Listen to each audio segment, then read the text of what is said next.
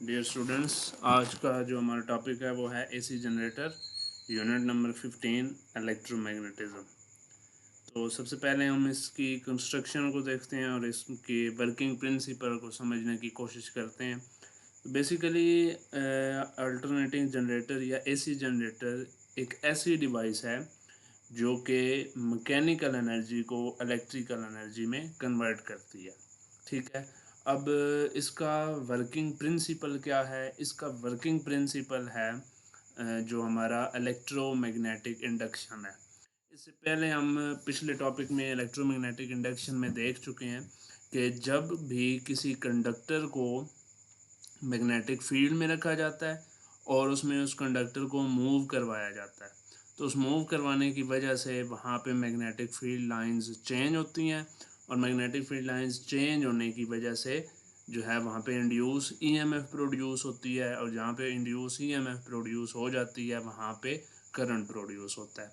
तो सेम इसी तरह से जो है वो, और ये इसकी कंस्ट्रक्शन जो है वो डीसी मोटर के सिमिलरली है, लेकिन उसमें हम बैटरी यानी वोल्टेज जो है वो ख़ुद प्रोवाइड करते थे और वो कॉयल जो है वो रोटेट होती थी, जबकि अब हम कॉयल रोटेट करेंगे और उस सूरत में जो है वो करंट जो है वो जनरेट होगा इंड्यूस ईएमएफ की वजह से। तो सबसे पहले अगर आप इसकी कंस्ट्रक्शन को समझेंगे डीसी एक अल्टरनेटिंग करंट जनरेटर की, तो उसमें बेसिकली आपके पास एक यहाँ पे आपके पास एक जो है वो एक कॉयल है ABCD और ये रेक्टेंगुलर कॉयल है। ठीक है जी।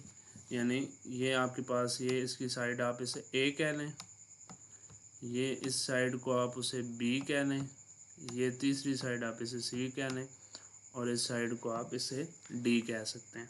तो ये जो ABCD साइड है ये आपके पास एक रेक्टेंगुलर कॉयल है। ये रेक्टेंगुलर कॉयल दो स्लिप रिंग के साथ कनेक्टेड है। ये स्लिप रिंग इस तरह से रोटेट कर रहे होते हैं। ये एक स्लिप रिंग R1 आप इसे कह लें, ठीक है, और ये आप इसे दूसरा जो स्लिप रिंग है इसे इसको आप R2 कह लें।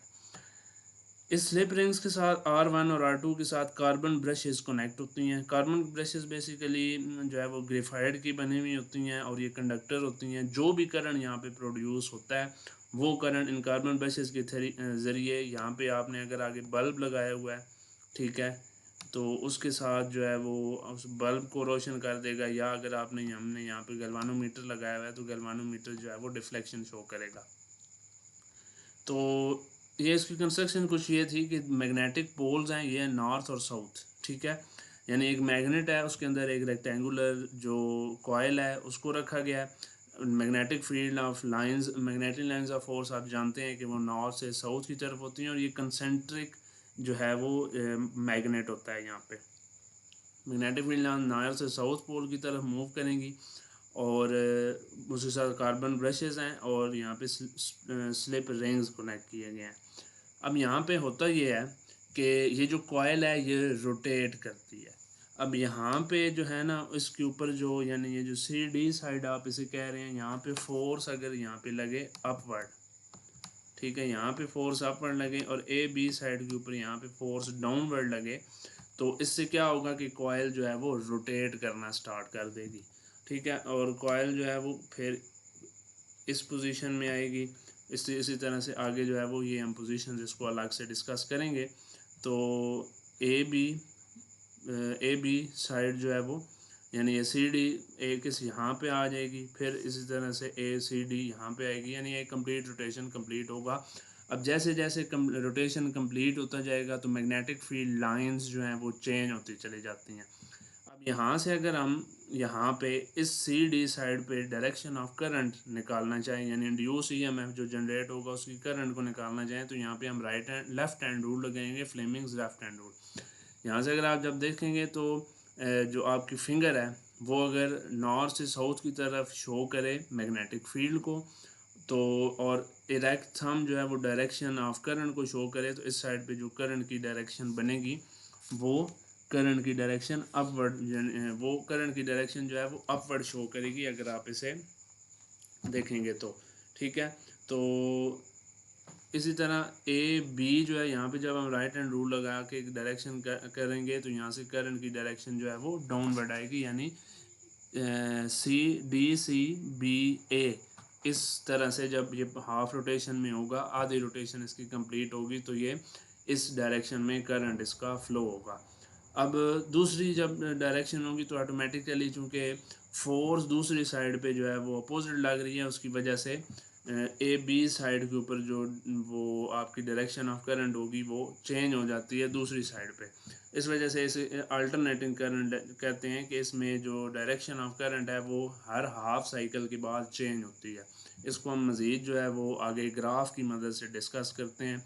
इसे EMF वर्सेस टाइम ग्राफ और जनरेटर कहा जाता है। जब आपका ये जो कॉयल है ये 0 डिग्री एंगल पे है, यानी 0 डिग्री एंगल से मुराद है मैग्नेटिक फील्ड के साथ 0 डिग्री के एंगल पे है, यानी मैग्नेटिक फील्ड और इस कॉयल के दरमियान 0 एंगल है। तो आप जानते हैं कि जब ये मैग्नेटिक फील्ड और ये जो आपके पास प्लेन ऑफ द कॉयल है ये आपस में पैरेलल होते हैं, तो उसमें से कोई लाइंस ऑफ फोर्स पास नहीं करती। तो इस सूरत में जो है वो आपका मैग्नेटिक फ्लक्स, मैग्नेटिक जो फील्ड लाइंस हैं वो मिनिमम है, यानी चेंज नहीं है मैग्नेटिक फील्ड लाइन में, तो EMF इंड्यूस नहीं होगी। अब नेक्स्ट, यहाँ पे जब 90 डिग्री के एंगल पे, यानी कॉयल यहाँ से रोटेट करेगी सीधी, यानी इस तरह ये यूँ है कॉयल, इसी तरह अब ये कॉयल जब रोटेट करेगी तो यहाँ पे 90 डिग्री का एंगल मैग्नेटिक फील्ड लाइंस के साथ बनेगा। 90 डिग्री का एंगल जब बनेगा तो आहिस्ता आहिस्ता जो है ना वो EMF जनरेट होना शुरू होगी, यानी मैग्नेटिक फील्ड लाइंस पास होना शुरू हो जाएंगी इसमें से। और इस पॉइंट पे मैग्नेटिक फील्ड जब इसका ना एंगल 90 डिग्री, यानी मैग्नेटिक फील्ड और इसका कॉयल का एंगल आपस में 90 डिग्री बनेगा, तो maximum number of magnetic fields line pass करती हैं। आहिस्ता आहिस्ता इसी तरह से जब ये कॉयल दोबारा से रोटेट होकर 90 डिग्री, यानी दोबारा से उसी साइड पे 180 के एंगल पे, यानी दोबारा से उसी ज़ीरो यानी कि बिल्कुल पैरेलल में आ जाएगी, तो दोबारा से यहाँ से EMF जो है वो कम होना शुरू हो जाती है। ठीक है, कम होती होती आहिस्ता आहिस्ता यहाँ पे जब पहुँचती है, यानी यहाँ इस पोजीशन पे 180 के एंगल पे जब पहुँचती है विद द मैग्नेटिक फील्ड, तो EMF जो है वो ज़ीरो हो जाती है। इसी तरह हाफ साइकिल अब ये कंप्लीट हो गया, यानी हाफ रोटेशन इसकी कंप्लीट हो चुकी है। अब जब दूसरी रोटेशन होगी, यानी यहाँ पे ये AB, यानी ये आपकी ये AB साइड जो थी और ये CD साइड थी, तो अब यहाँ पे ये जो आपकी CD साइड थी इसकी जगह ये AB साइड आ चुकी है, और जो CD साइड थी ये इधर आ चुकी है। अब जब हाफ का रोटेशन कंप्लीट दोबारा से होगी तो फिर ये AB साइड इस साइड पे दोबारा आ चुकी होगी। अब 180 डिग्री से दोबारा जब हाफ रोटेशन, यानी ये जो 0 से 90 तक आपका ये कॉयल आई थी, वो जब 180 से 270 तक जाएगी, तो इसी तरह से फिर दोबारा जो है वो EMF ज़्यादा मैग्नेटिक फील्ड लाइन पास करेंगी। ज़्यादा मैग्नेटिक फील्ड लाइन पास करने से EMF जो है वो ज़्यादा प्रोड्यूस होगी, यानी EMF basically change in magnetic field lines आ रहा है, तो उस वजह से जो है वो आपका। लेकिन अब इस केस में क्या होगा कि अब जो वो कॉयल है वो रिवर्स हो चुकी है, यानी वो जो AB साइड थी वो CD बन चुकी है, यानी उसकी CD वाली साइड आ चुकी है, जो CD थी वो AB वाली साइड आ चुकी है। तो इस वजह से यहाँ पे जो आपका जो मैग्नेटिक जो EMF है वो नेगेटिव पीक में चली जाएगी। और सिमिलरली जब 270 से एंगल जब दोबारा ये अपने ओरिजिनल उस पोजीशन पे AB पे, यानी AB इस साइड पे यह आ जाएगा और CD इधर आएगा, तो उस सूरत में दोबारा से, यानी यहाँ से Aahista Aahista magnetic field lines फिर कम होना पास शुरू हो जाएंगी, यानी मैग्नेटिक फील्ड लाइंस पास होना कम हो जाएंगी। इसी तरह कम कम होते होते जो है वो जब ये ABC यानी इस ज़ीरो वाली पोजीशन पे आ जाएगी, तो उस सूरत में EMF जो है वो भी, चूँकि मैग्नेटिक फील्ड लाइंस पास होना कम हो गई हैं, इस वजह से जो मैग्नेटिक फील्ड लाइंस पास होना कम होगी, उस वजह से जो EMF है वो भी पास होना कम हो जाएगी। तो this was the alternating current. और इसमें जो है वो स्लिप रिंग्स का काम होता है रोटेट होना, और कार्बन ब्रशेस बेसिकली इसके साथ इन कांटेक्ट होते हैं कॉइल के साथ। जो भी करंट यहाँ पे इंड्यूस हो रहा होता है वो इन कार्बन ब्रशेस के थ्रू, जो भी आपका कंडक्टर है या लोड है, जो भी आपने आगे गैल्वानोमीटर लगाना है उसके साथ ये कनेक्ट होते हैं और करंट उसमें से पास करवाते हैं। ठीक है।